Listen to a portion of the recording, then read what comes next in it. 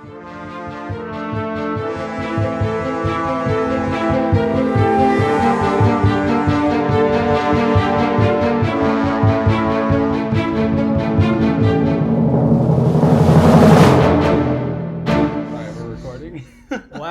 Well, I'm glad nobody heard that because Tristan's got the jokes today. Yeah, that was the point of it. We'll put that one to bed. But welcome, everybody. Episode 8, Shaken Not Stirred. Tristan, how are you? Episode 8, baby. I'm great. Yep. How are you? I'm good. I'm good. Honestly, I'm some topics that we come up with, I'm like, yeah, that'll be good to talk about.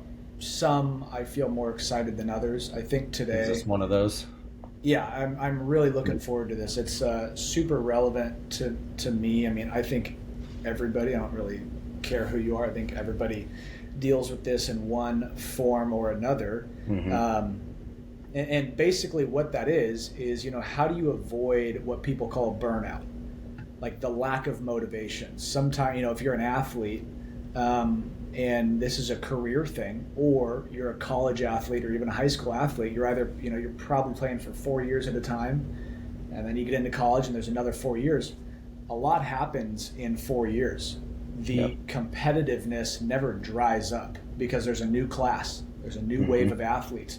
You always have to perform, and sometimes it gets tiring. And if that edge that you need, which we both know, we're both college athletes, we know it's critical. Yeah. And when that disappears, you lose your edge. And that's not a good. Where do you go after that, right?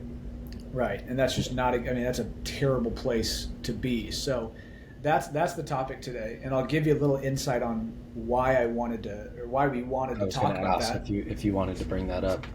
Yeah, so I have a cousin who is a stud golfer. He's a college golfer. Won't say where, but he's a stud. And he was a freshman last year. And I think it was last year. And broke all the records. I mean, just came in full steam ahead. Big guy. And he's ripping the ball. I mean, he did an incredible job on the team the first year. And I haven't talked to him in a little while, and we spoke today kind of out of the blue, and he called me, and I said, how's the golf game? And if you know golf physically, it doesn't require the best of athletes. Yeah. Right? I mean, that's no secret.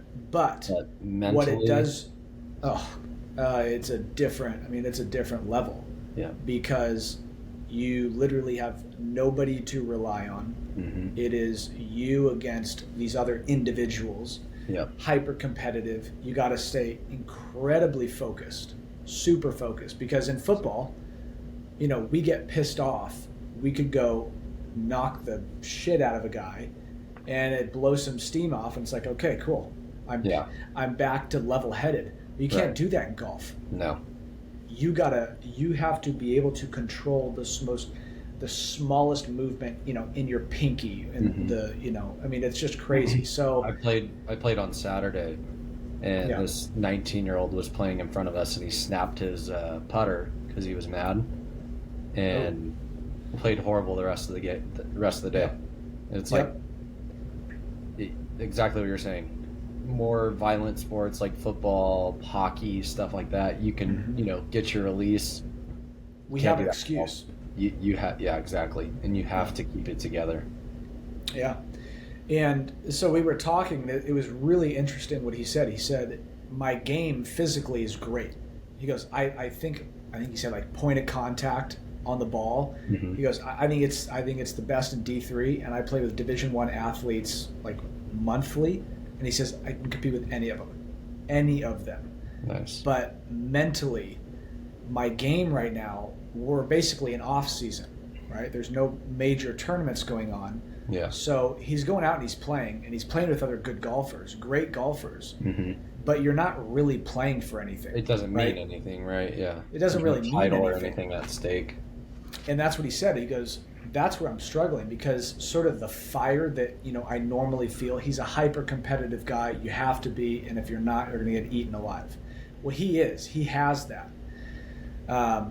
But he said that side of him right now, it's really hard to bring that to the surface for him. And we were just kind of talking through it, and it's no secret, you and I have talked a ton about the importance of mentors. So like, we have felt that in the past. For me, I'll just speak to myself, but I always, so when I help him through these issues, when we're kind of talking about this and I'm trying to navigate kind of where he is mentally, everything that I've been told, whether it is a sports psychologist, whether it's, a mentor that was, in the military, whatever it is, all of those things pop up into my mind. Yep. So that's kind of how I'm, walking him through it. Well, you're pretty much being his mentor, Yeah, in a way. Exactly. Yeah. Exactly. So that's kind of the topic that we want to talk about today. I think it's super important. We can talk about it for a long time, but we'll keep it to the point. So again, it's when motivation runs dry. Like, what do you do? And I think that a lot of people will talk about the secret to always feeling motivated. Well, in my opinion, I think the secret is that you're not always going to feel motivated. You're just not. So you have to be firmly grounded and rooted in a couple different things, and we'll break those down later. I mean, we kind of broke out like a little formula for kind of when that disappointment or that lack of motivation sets in. Point A. And then how you come out of it. If you think about it as kind of a line right here, it starts here and you're progressing through that emotion, that feeling, and you either end up on top, but successfully, or you end up below the line. And you obviously want to be on top, but what does it take to get there? So that's kind of what we're going to break down today. But I guess we can, start it off. I mean, Tristan, do you have any like specific examples, whether it's professionally, athletically, in school? Do you have any like examples, tangible examples that you experienced, sort of a burnout? People use the term burnout, but have you ever felt that before? I definitely feel like you could say I feel like everyone has, right? Yeah. One thing I first off want to start off by saying is I don't think, I'm not going to say motivation is not the right word, because it's the right word for the context of what we're going to be talking about today. But more recently, I've found that motivation is not a good thing to rely on. Yeah. You have to rely on discipline over anything. And that's the discipline to do what is right, what you should be doing, right? So if your cousin's sake, if he's an amazing golfer and he knows he's an amazing golfer and he can compete with D1 athletes and he loves the sport and that's what he wants to do, then he has to know he has to do it, and he has to do it no matter what the situation is, right? And I'm not saying that's easy by any means, but motivation it's an emotion. You see someone driving your favorite car past you, you get motivated to strive to go do something to make that car, and maybe you already are doing that, but you don't get that feeling every second of the day. You know what I mean? You can pull your phone out. Dopamine hit. Exactly. Yeah. And I think it's actually, Huberman has talked about this before, but it's you truly do have to focus on the discipline of doing what you have to do, rather than focusing on how do I stay motivated. So that's one thing I would say to throw out there in this conversation, is to not just rely on motivation, but rely on internally that you are doing what's right, what you have to be doing. Like we talked about before, your purpose or your calling, right? Yeah, your why. Yeah, exactly. Specific examples.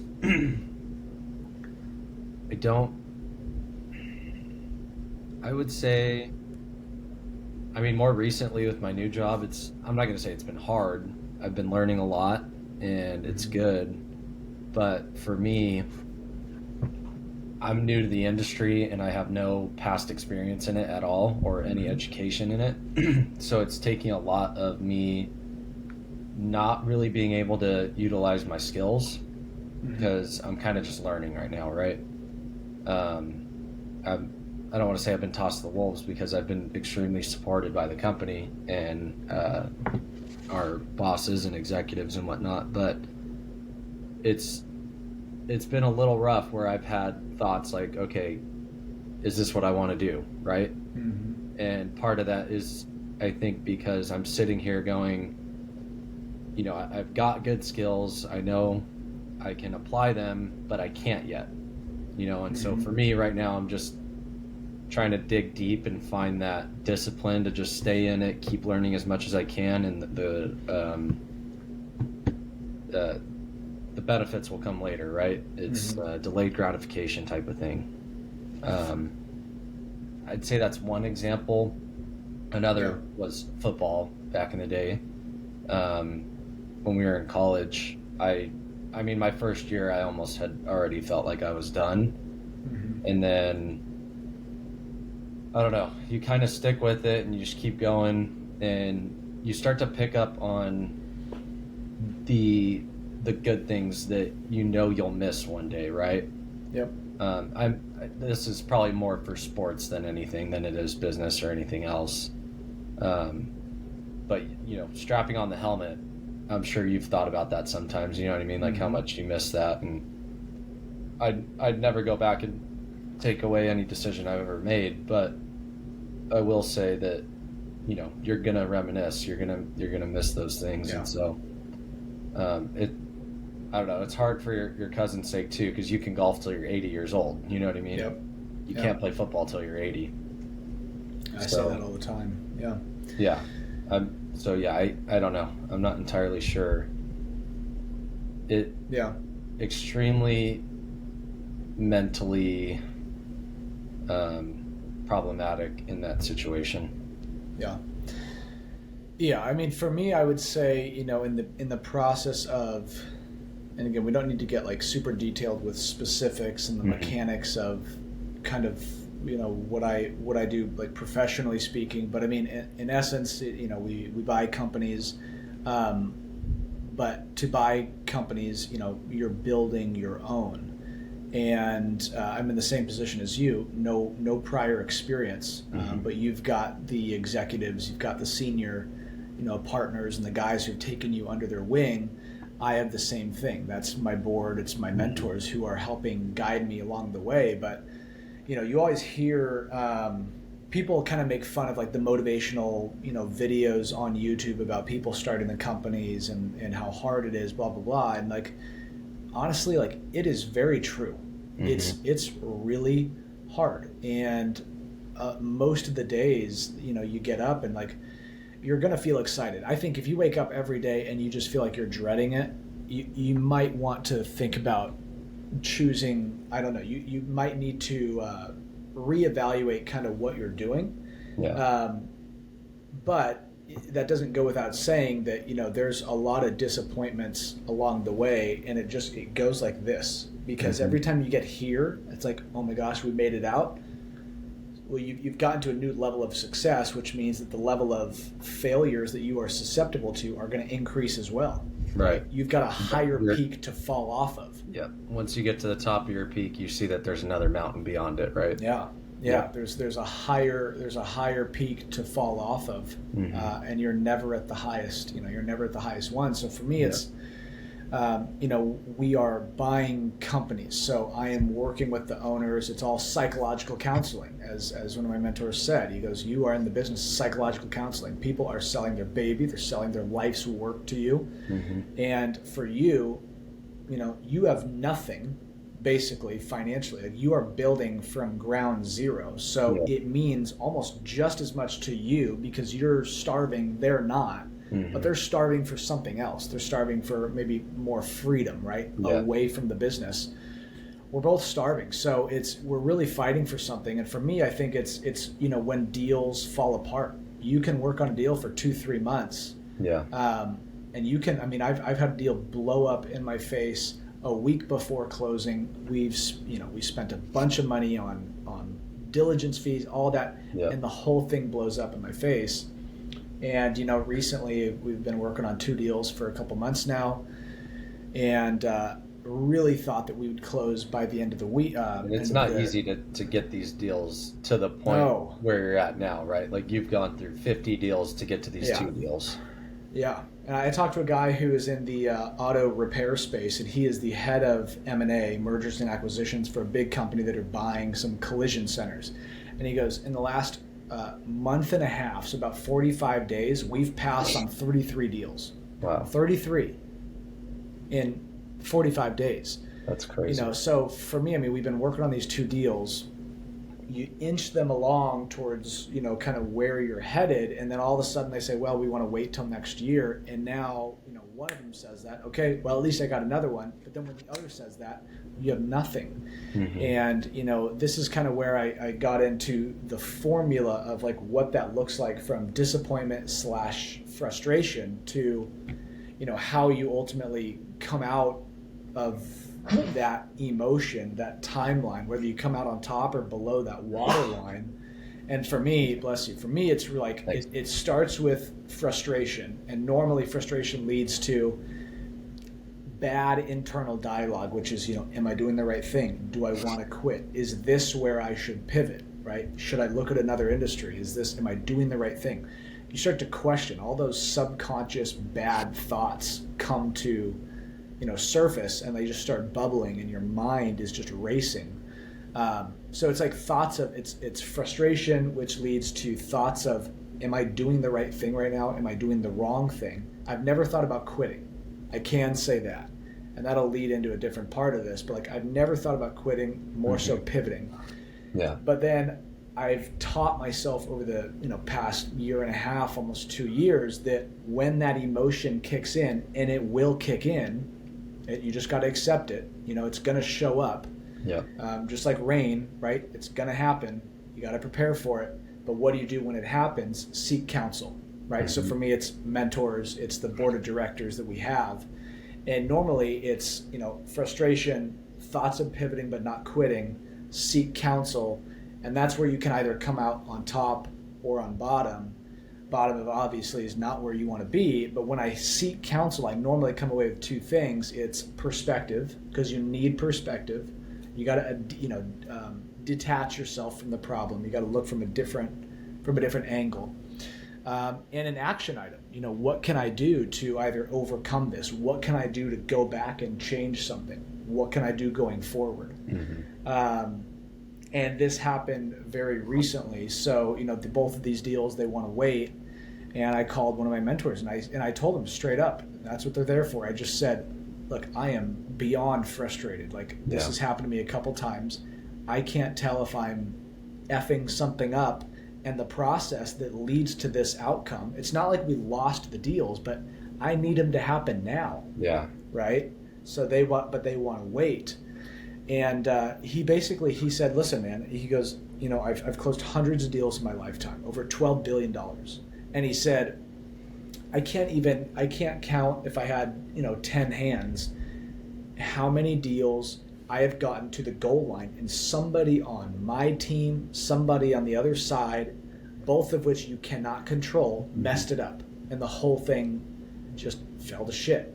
Yeah. He goes, it's part of it. So number one, you need to have a big pipeline of deals that you're working on, because when one falls off, you got 5 others. You can't put all your eggs in one basket, right? Yeah, right. So he did what? He provided perspective, which gave me it's like wiping down your glasses and now you can see again. Mm-hmm. It's like, okay, got it. I think so also he showed that, I went through the same thing and I was still able to make it happen, right?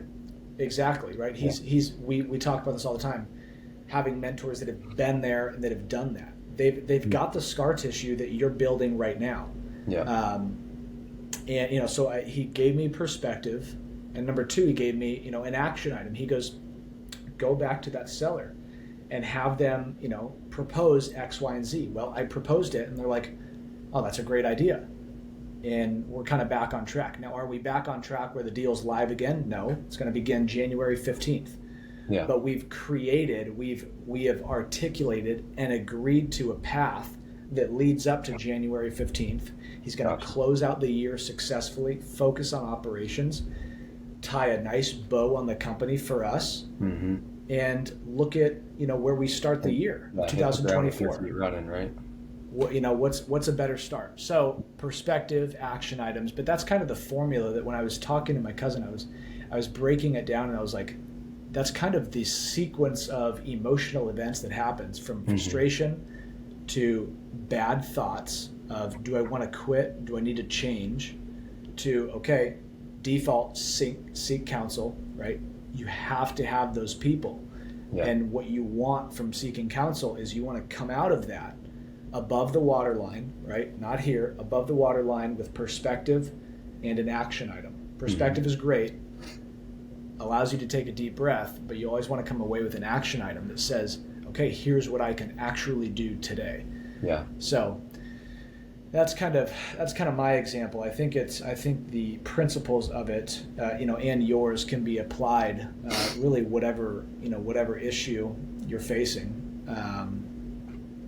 So yeah, that's kind of how I processed it. Who would you consider like someone to counsel to if someone doesn't really have a mentor?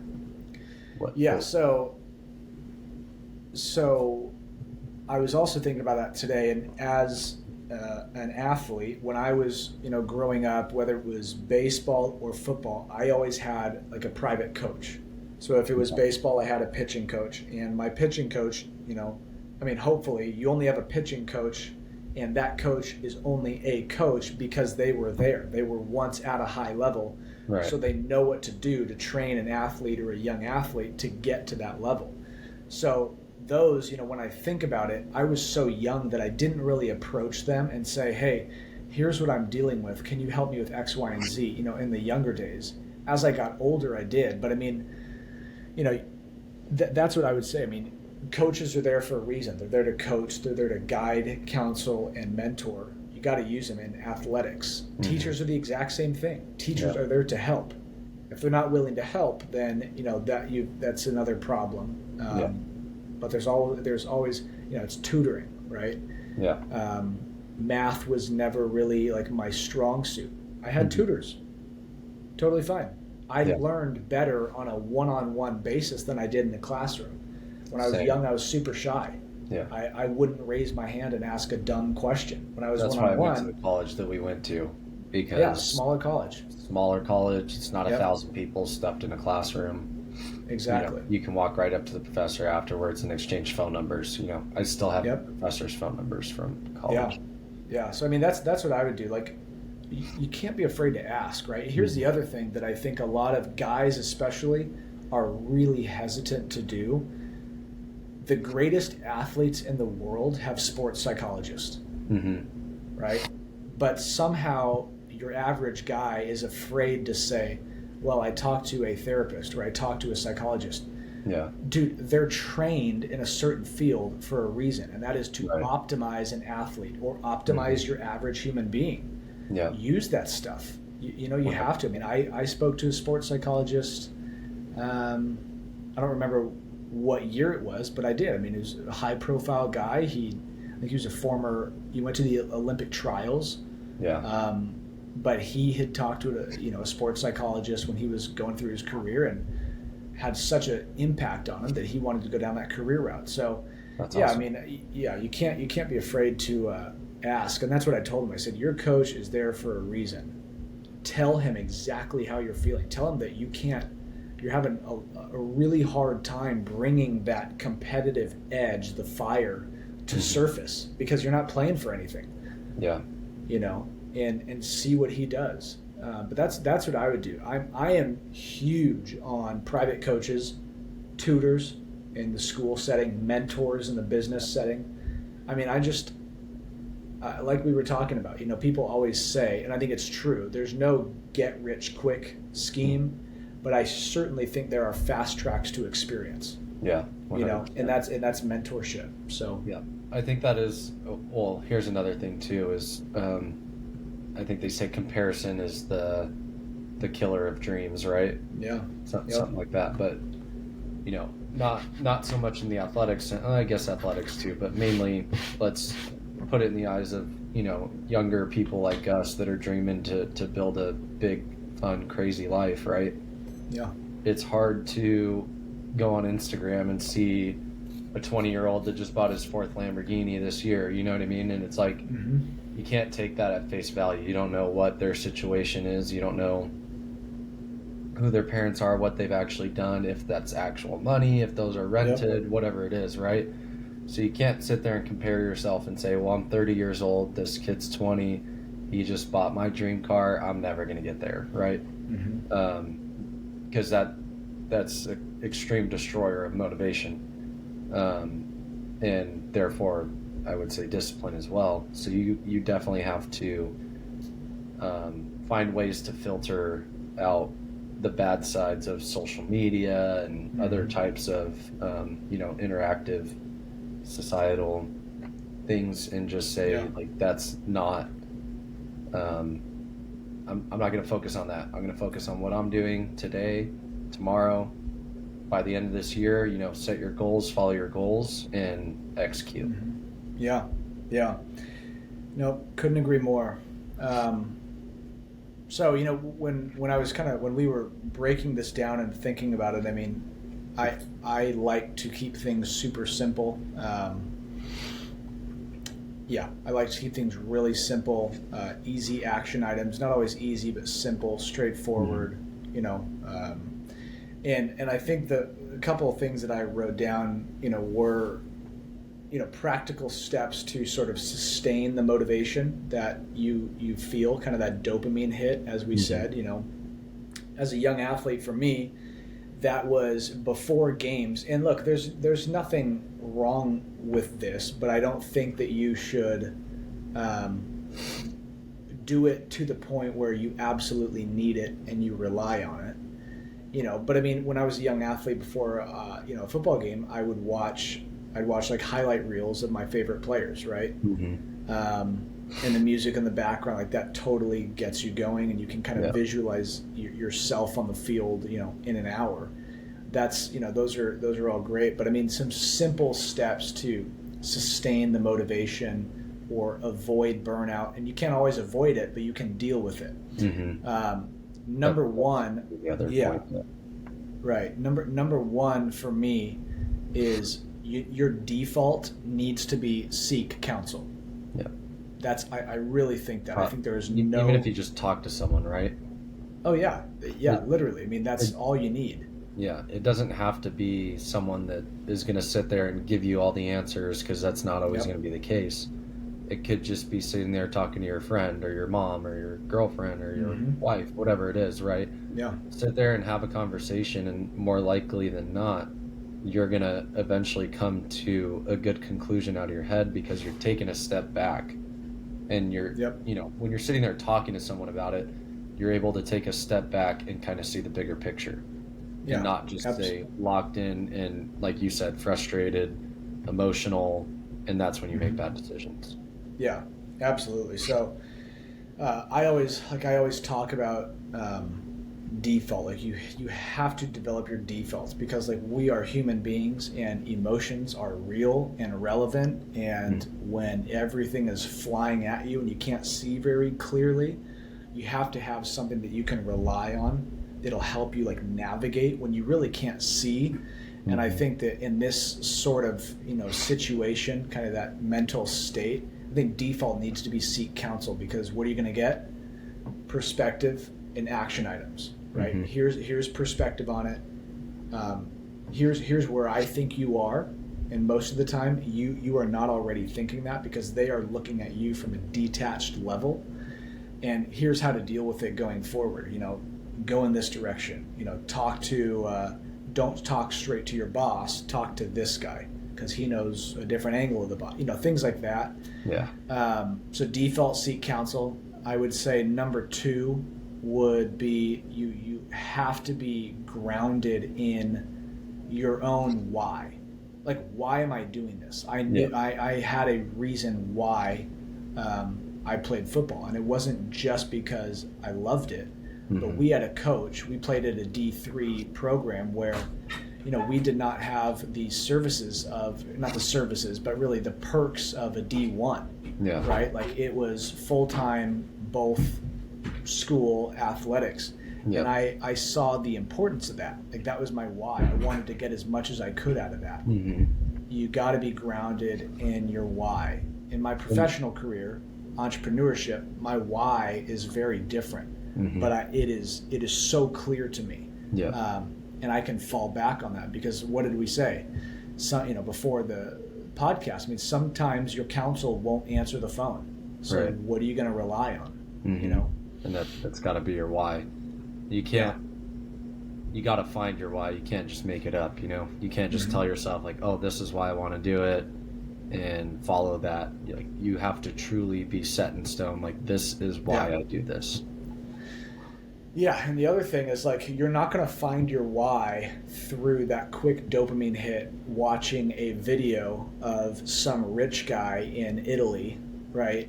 Driving a Bugatti with this beautiful girl in the passenger seat. Like that's not going to give you your why. It's going to give you this short-term kind of, oh man, I would love that. And that's fine, but that's probably not your why. I know for me, and this is such a cliche term, but like for me it's freedom. Like I have experienced what the lack of financial means feels like. I never want to feel that again. I've had people the closest people to me in my life be in the worst position financially. I never want to see that again because I see what comes out of that. And I'm not going to let, so that's my why, right? And it's not just money, but money's certainly a vehicle that a lot of positive things can come from. So, Precisely. that's, so I would say that would be number 2. Number 3 is you can't do anything without doing something. You got to take a step. You just have to break it down, baby steps, be simple, be dumb, right? But just you got to do something. You have to, you're making a bunch of calls. You had a bad meeting. The meeting's over. You don't feel good about it. Go on a walk. Yeah. Think about it, but walk.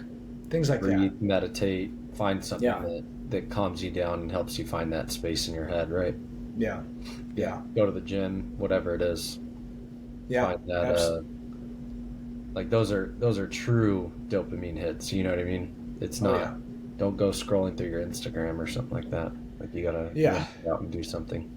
Yeah, and I mean, in essence, it's take action, because what happens is over time, we talk about like the concept of compound interest, right? You're making a certain level of interest over time. Well, you start off with $1 and that ends up over 30 years at whatever. Those numbers people are always like, oh my gosh, how did that turn into this? It's because the same thing happens every year, every quarter, every month, every week. Yep. And when your default is seek counsel, understand and review your why, and take action, like just take action on something, over time, those 3 things become your default. And that's really what you want. You need to develop that default, because you know what, like for my cousin, the golfer, if he's on hole 15 and he's on the home stretch, and mentally he feels himself kind of slipping off in the bad direction, he can't call his counsel. He can't call them on the course. You have to have your own default. So that's what I think. Those are kind of the 3 pillars, I guess we could call them, on how to deal with burnout, the lack of motivation. And again, like we said, the secret, the funny part is the secret is there is no such thing as unwavering motivation. Yeah. But I think if those 3 things are mastered intentionally, you put a lot of time into it, I think you will fare much better than not only the average person, but a lot of people that are significantly above average, more than you'd think. And I think if, let's not say every time, but every time you hit one of these bumps in the road or this fork in your path, right? And you have to resort to seek counsel, do whatnot, take these 3 steps. You're definitely improving your discipline in life, right? It's not, and for like, you're also learning too. You're gonna learn something from it no matter what. And so you're gonna say, okay, my why was this, but maybe now it's this, right? Right. Or my motivation was stemming from this, now it's stemming more from this. So then, you know, you're constantly evolving and constantly changing. You can't just say, I'm going to be the best, I'm going to go out there and be the best, and just assume that you're going to be the best, right? Like things are constantly adapting. And we talked about that last week, right? Purpose. Yeah. Sometimes that changes. I mean, I think it's like a debate. I mean, will you ever know your exact purpose, why you were put on this planet? I don't think so, but I do think you will have a hunch, and maybe that's God saying, like, go in this direction, and you might get pretty dang close to it, and you got to tune into that. You got to listen to that. That's when you turn everything off. Yeah. You know, once a month, let's say on a Sunday morning, and you sit there and like you think deeply with a notepad and a pen. I had to do this recently. I was really struggling with it was the whole formula. It was frustration, which led to like these bad thoughts of, well, I'm buying companies in the healthcare space, but like, is this where I should be? I mean, healthcare, you know, there's so many big buyers out there buying everything that I'm looking for. I can't compete with them. And it's like this rabbit hole. It just keeps going and going and going. That's where the comparison thing comes in, right? Like you can't compare yourself to others. You got to look at where you're at now and what you've done so far and what you know you're capable of, right? Yeah, and it just, you know, those thoughts, they keep going, and you can't let it do that. So what did I do? Seek counsel. I went and talked to one of my mentors, Greg, and he goes, you're really good about setting these long-term goals. Like, you know where you want to be in 30, 40, 50 years. Yeah. That's great. I think you know where you want to be in 5 to 10 years. Don't focus on after 5 years. You're 25 now. In 5 years, you'll be 30 years old. The next 5 years are freaking critical. From 25 to 30, focus on those. And he goes, reset your goals over the next 5 years. Leave the others, don't touch them. Focus on the next 5 and sit there. And I did that. It took me about 2 weeks. Every night after work, I'd sit there and I would think, like, what do I want? That's just what I would ask myself. Like, what do I want? What do I want? And I'd write down, 6 or 7 things.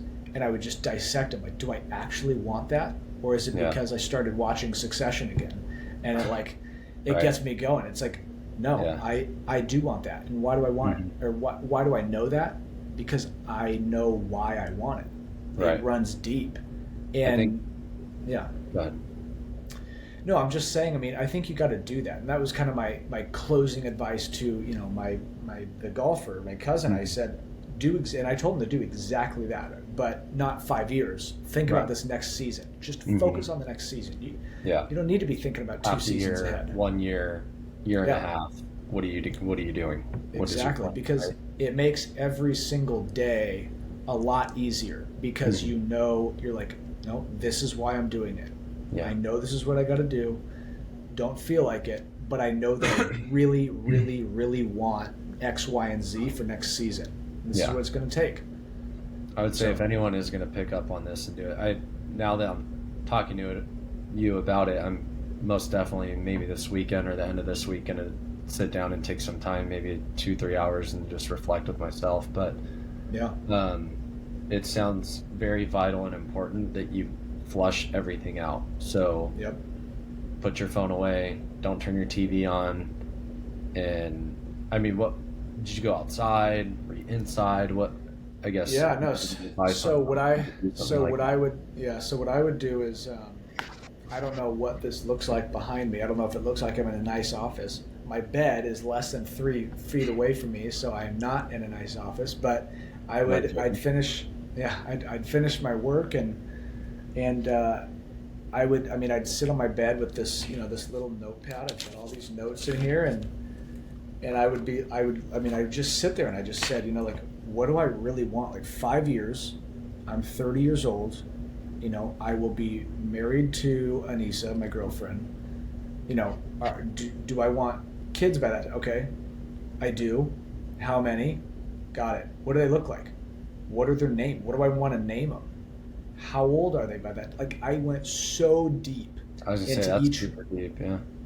But I mean, I think you have to, because for me, I'm very visual. Mm-hmm. So what I did, you hear people talk about like a vision board all the time, Mm-hmm. right? You've probably seen that. So what I did is I just used one of these like Google things that they offer, and I went through. I think I have 6 or 7 things. Like they're really kind of my goals. It's like it's what I really really want. Mm-hmm. I know I want it, and I basically turned each one into like an image, right? So like I know in 5 years, I tell Lisa this all the time. I'm like, I can't see myself living in a house in a neighborhood in 5 years. I Mm-hmm. can't. I don't know why, but I can't. What I can see is living in like a really nice condo slash penthouse Mm-hmm. where, because I'm just thinking like efficiency. I'm only going to be 30 years old. I'm going to get Right. the What do you need to be grounded to a house for? yeah. So Yeah. like there's going to be staff in the building. I'm just telling you like kind of what I really want. I want full-time staff. Mm-hmm. I want the option to have a private chef. I want a lap pool on the 30th floor. I want a state-of-the-art gym. I want a service, a chauffeur service, right? Mm-hmm. Airport, charter the jet. My family is with me in the black Escalade. We're taking off from, our high rise. I can see us with my mom, kids, brother, whatever, Anissa, Mm-hmm. get to the private airport, drive to the runway, charter a jet. It's awesome. Kids are running around. I'm working. Great food on the jet. Staff is amazing. We land in wherever. I'm there to close deals. My family's having fun in a great hotel. Like I literally got to that, and that's what I Yeah. that's what I really it's what I really really really want. Mm-hmm. And but I mean, it took me a while because like I didn't want to, because I've done it before. I've always been really big on goals, and I've realized that you lose touch with those goals. They don't feel as tangible anymore because maybe you met somebody else and that person has turned into a mentor of yours, and what your goals were a year ago really don't line up with that, and you've been so inspired so that it feels different. It feels like you're in a different place. Well, maybe that's not what I really really wanted. So like Yeah. I really dug into that for maybe 45 minutes, each night for about a week, maybe week and a half, and I feel like I'm in a good place. So then what I did is like I've got those goals, right? 7 things. I made like a little vision board. So like I took images off of, Google or whatever, and like here's kind of like what a penthouse would look like. Like I'd love it if it looked like that. I'd love it, things like that. So I that's also what I think did. And there's a weird yeah, chemistry going back to what you said about, you know, like not feeling like it can happen or it's going to happen, right? But I think there's a weird chemistry with the closer you get to your goal, almost the more intangible it becomes. And I yeah. don't know, why that is Well, because, explain that. so for me, right, 7 months ago in beginning of March, end of February, I was working in a service department at Tesla, Mm-hmm. dreaming one day I'm going to own my own development company. Mm-hmm. Okay, now I'm 6 months into working for a developer who I thought I could never get a job in this industry because I had no experience in it, right? Mm-hmm. And, you know, from 6 months ago, I've taken 100 times the steps that, or I guess it's happened so much faster than I thought Yeah. it would have, right? Yep. Because again, 7 months ago, I was working in a service department for Tesla. I never thought I would be here if you asked me 8 months ago what I'd be doing. And I think, I don't know what it is, but obviously I still drive and strive every day and I dream same as you are, you know. Now, I don't have a vision board, like a physical one or anything online, but it Yet. comes through my head 24/7 Yeah. of, building the beautiful buildings I want to build Yeah. and making the life I want to make. But I don't know, I feel like now that every time I inch closer and closer, it almost feels more like it's becoming more intangible, but it's realistically not. I I don't think know, I I know think it's exactly weird. why. Yeah, I don't know what it I, is. I no, I think I know exactly why, and I can totally relate to that. when I started this, before I told any, but I was very nervous to tell people about it because I knew that 99% of the people would look at me. They know I'm going to do something with my life, but most people it takes a long time, no experience. So I didn't tell anybody about it. Yeah. And I was thinking about it for a while. But when I started off, and I hadn't really taken the action item steps, but like conceptually I knew where I wanted to go. My first, and I'm not embarrassed to say it, my first goal was to, in the first 12 months of like from start date to moving forward, I wanted to have a company valued at over $100 million in the first 12 months. Mm-hmm. I had no problem setting it. I literally thought I could do it. Yeah. And I'm not saying that it's impossible. It's not impossible. There are thousands of stories on the planet. Yeah. But as I started to go down that path, reality kind of starts to settle in because you are now experiencing what it takes to get there. Yeah. And here is a super important point. I'm very happy you brought that up because I think when people will say, parents will say to kids, which I freaking hate, they'll say, get realistic with yourself. Mm-hmm. Welcome to the real world. Mm-hmm. It's like, yeah, but you're basing that on your own life. What makes you think I want to end up where you are? Mm-hmm. So like you can't, you don't have to say it to your mom like that, but like that's kind of how you got to process it. But I think where dreams go to die is when you listen to that stupid, I could say so much right now, that stupid advice. Yeah. Because it's terrible. You can't and ever. So many people are going to tell you that. So many people. Oh my God, dude, I can't even. Yeah, I mean, I can't even tell you how many times we talked about this last week offline, but I have a document that with the names of the people who told me, things that people have told me. I've had a guy tell me that, you effed your resume by starting this company for the rest of your life. Mm-hmm. I've hired thousands. I know the guy's wrong. Yeah. I just do. So, but the point is, you can't listen to that advice because that's where your dreams will go to die. Exactly. You can't, like as an entrepreneur, or people will use the term intrapreneur, the person who wants to build something but they start off on the inside. Right? You can't let go of that unrealistic childlike thing. There was nothing realistic about Richard Branson building Virgin Air. There was Sir Richard Branson. There's nothing realistic about Steve Jobs building Apple. The guy was a nut job. Yeah. Like, I mean, none of these people were realistic. And if you let go of that, you'll never, ever, ever reach even half of what they ever created. You're going to be like this old interview. I forgot what news company it is, but it might have been BBC. They were interviewing Elon when he had first started doing stuff with SpaceX, right? Yeah. All these NASA, all these people, bunch of astronauts they interviewed, like, hey, what do you think about this guy starting his own space company? Yep. And then, they showed all these videos to Elon, and Elon's crying on the camera, like tearing up on camera. And they're like, how do you feel about this? And he's like, it's super upsetting, but I know they're wrong. Mm-hmm. And look at him. First private company to send people to space. Exactly. And not NASA to throw. Everyone said no one would ever be able to do it. Yeah. Yeah. And not to throw names out, because I don't know if the guy said this, but he's the first astronaut that comes to my mind. But, you look at like a guy like Buzz Aldrin, right? That's exactly what I thought too. Okay. So like if you go ask my brother or some random person, do you know who Buzz Aldrin is and do you know who Elon is? Who are they going to know? Elon. So who was right? Elon. Yeah. Who was more unrealistic? Elon. Exactly. That's just how it works. But that is also like one of the hardest parts about all of this is because not only will people say it, that when people say those things, it triggers kind of that emotion of maybe I am unrealistic. Maybe I am, bad thoughts, right? And it goes back to your why. Your why has to be stronger than anything anyone can tell you. Exactly. But not only when people say things do you get that emotion, but you're going to actually run into a brick wall through experience, and it's going to trigger the same emotion. Yep. So you got to have these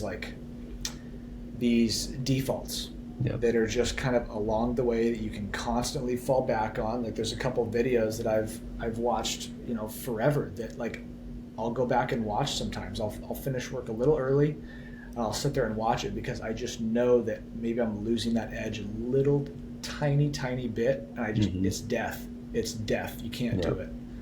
For sure. So I'm glad you brought that up, because that is such a critical point. Whether you're athletics, whatever, and there's also such a dichotomy there, because I don't know if you remember this, but you and I went to breakfast in San Diego, and I told you about this big, massive argument that I got into with someone that was... That's the same guy you were talking about with the resume, right? Yep. Yeah, I remember you told me. That was like a mentor to me. I mean, I looked at this guy basically did what I am doing in a slightly different industry. So it's like, okay, he did it. I can do it. Yeah. He's sort of where I want to be. Everything lined up. But we got into this huge argument. And he said some things to me that I were pretty brutal.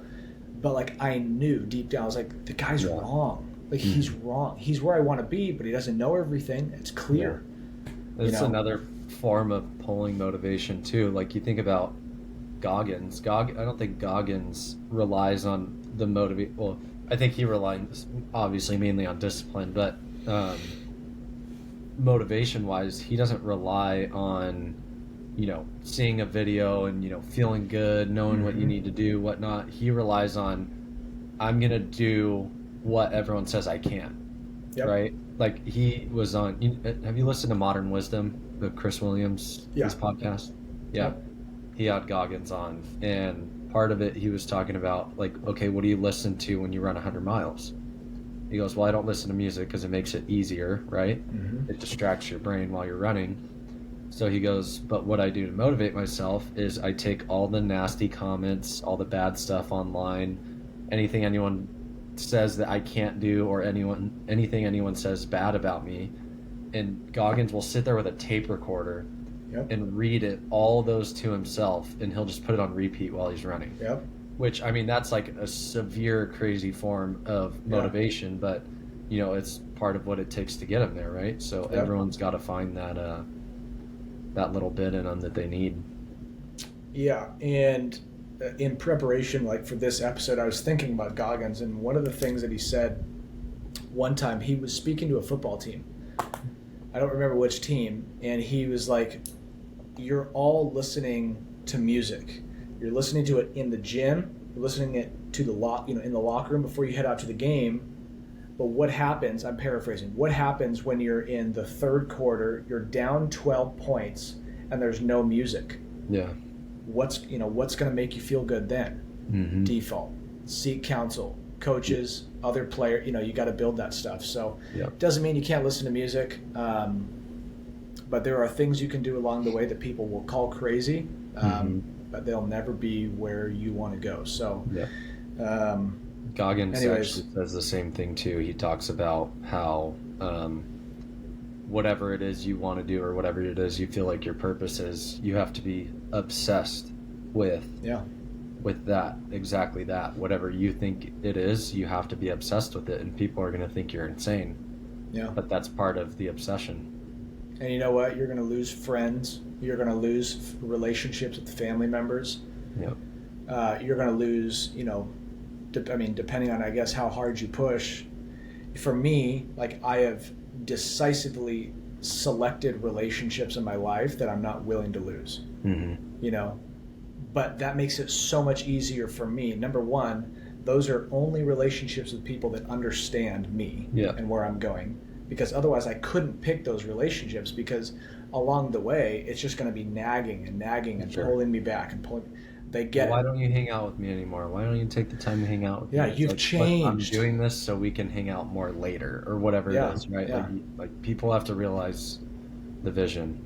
And people will say, like, especially to athletes or entrepreneurs, they'll say, you spend so much time doing that, we hardly see you anymore, and you got to have the balance. And it's like, you cannot find one single person who is either Michael Phelps lived the most unbalanced, by conventional standards. That guy spent more time in the pool than he has with his family, right? The most unbalanced life you could possibly set up on a Word doc when you're creating a schedule. But I mean, look, he's Michael Phelps. Look what he created. But not everybody wants that. Yeah. People would like the outcome. I think Jay-Z said this on like an interview. People get obsessed with riding on the jet, but nobody obsesses over everything in between. Yeah. And that's where you got to be, that's where you got to really hone in. So, anyways, I think this was a good discussion. I think this is super necessary. So I hope people get a touch on it again. Yeah. As we learn more and develop more, and maybe we're definitely going to run into more forks in the road, more bumps, and more speed bumps on the streets. So. Yeah. So, anyways, listen to this a couple times. There's some gold nuggets in here. There's a formula for how to process negative emotions, burnout, lack of motivation. There is a formula how to do that. You got to build your war chest, and it starts with good counsel, and it leads to what your defaults are, and it leads to action items. You got to identify those action items and everything else we talked about. So, thank you for listening. Yeah. Row in and add to just try and practice discipline every day too, on basic level. Doesn't matter. Make your bed. Yep, exactly. Do it every morning. Yep. Yep. Okay, man. Well, good job. That was a good one. Yeah. We'll end her there. Everybody, keep it shaking. Not stirred. All right. See ya.